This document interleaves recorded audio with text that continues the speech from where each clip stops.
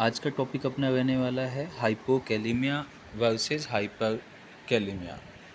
देखिए normal serum जो potassium का जो लेवल होता है नॉर्मल वो होता है 3.5 मिली इक्विवेलेंट पर लीटर से लेकर 5 मिली इक्विवेलेंट पर लीटर के आसपास होता है। तो यदि अपन देखेंगे यदि 3.5 मिली इक्विवेलेंट पर लीटर से यदि पोटेशियम का लेवल कम हो जाता है उसे कहते हैं हाइपोकैलेमिया। लेकिन यदि यही क्या हो जाता है 5.1 या 5 मिली इक्विवेलेंट पर लीटर से ज़्यादा हो जाता है उसे कहते हैं हाइपरकैलेमिया। हाइपोकैलेमिया को यदि अपन कॉजेज की बात कर लें किस कारण से होता है तो आपको एक ट्रिक यहाँ पे याद रखनी है,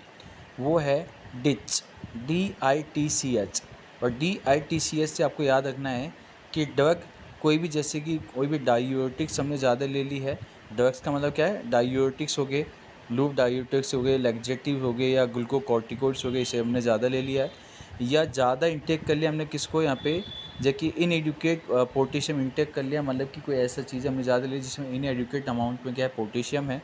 या ज़्यादा वाटर लेने से भी क्या हो जाता है, फ्लूइड ज़्यादा लेने से भी क्या हो जाता है, हाइपोकैलेमिया हो जाता है, कुशिंग सिंड्रोम के अंदर हो जाता है। इसके बाद में हैवी फ्लूइड लॉस, जब बॉडी से ज़्यादा फ्लूइड लॉस हो जाता है तब भी यहाँ पे किसके होने के चांसेस होते हैं, हाइपोकैलेमिया होने के चांसेस होते हैं। जैसे कि हैवी फ्लूइड लॉस किसके माध्यम से होगा, जैसे आप कह सकते हो नेजोगैस्ट्रिक ट्यूब के माध्यम से, या इमेसिस हो गया, बहुत ज़्यादा वॉमिटिंग्स हो गई, या आप कह सकते हो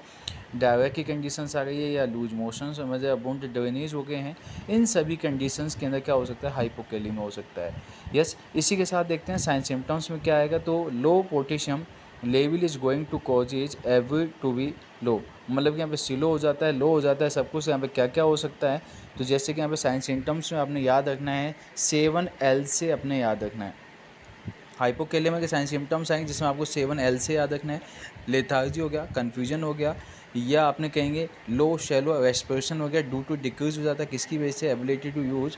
एसेसरी मसल्स ऑफ ब्रीथिंग, या अपन कहते हैं लीथल कार्डियक डिसऑर्डर्स हो जाता है। जबकि हाइपोकैलेमिया के अंदर आपने बोलना है कि ST डिप्रेशन हो जाता है, शैलो टी वेव हो जाते हैं, और यू वेव यहाँ पे परमानेंट होने लग जाती है, प्रोजेक्टिंग होने लग जाती है you wave. Lots of urine का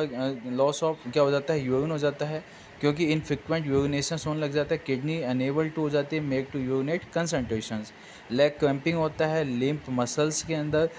अपन कह सकते हैं डिक्रीज डीप टेंडन रिफ्लेक्सेस हो जाते हैं, लो BP एंड हार्ट रेट क्या हो जाती है, कम हो जाती है। जबकि हाइपरकैलेमिया में क्या होता है, हाइपरकैलेमिया के कॉजेज़ के अंदर मैंने आपको बोला है कि सबसे पहले क्या हो जाता है कि यहाँ पे सीरम पोटेशियम का लेवल हाई हो जाता है, 5.1 मिली इक्विवेलेंट पर लीटर से ज़्यादा हो जाता है। कॉजेज़ के अंदर आपने याद रखना है किसका, CARED।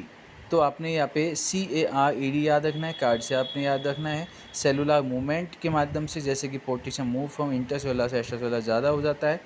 या कोई भी टिश्यू का ट्रॉमा हो जाता है, तो यहाँ पे क्या होने के चांसेस होते हैं, हाइपरकैलेमिया होने के चांसेस होते हैं। एड्रेनल इनसफिशिएंसी की वजह से हो सकता है, जो कि एडिशन डिजीज़ के अंदर देखने को मिलता है, रीनल फेलियर की वजह से, एक्सेसिव पोटेशियम इंटेक की वजह से, या ड्रग की वजह से, जैसे कि पोटेशियम स्पेरिंग डायूरेटिक्स हमने ज़्यादा ले लिया, AC इनहिबिटर ज़्यादा ले लिया, NSAID ज़्यादा ले लिया, उसकी वजह से भी हो सकता है। साइन सिम्टम्स के अंदर आपको ध्यान देना है कि यहाँ पे high level potassium level is very dangerous होता है। हाइपरकैलेमिया हाइपोकैलेमिया कंपेरिजन में ज़्यादा डेंजरस होता है, क्योंकि इसकी वजह से डेथ भी हो सकती है। तो इसमें आपने साइन सिम्टम्स में याद रखना है क्या हो सकता है, डिक्रीज हार्ट रेट हो जाती है, अर्ली मसल्स ट्विचिंग होने लग जाता है, मतलब कि लेट असेंडिंग वीकनेस हो जाती है, डिसरिथमियाज हो जाता है, और डिसरिथमिया जब होगा तो क्या हो जाएगा, हाइपरकैलेमिया के अंदर ECG वेव के अंदर टॉल T वेव देखने को मिलेगा, टॉल T वेव यहाँ पे पीक T वेव देखने को मिलेगा, फ्लैट P वेव हो जाएगा। इसके बाद में क्या मिलेगा, प्रोलॉन्ग यहाँ पे PR इंटरवल हो जाएगा, वाइड QRS हो जाएगा, टर्मी ट्रबल्स हो जाएगी, और हाइपोटेंशंस होने के चांसेस हो जाएंगे। Thank you so much,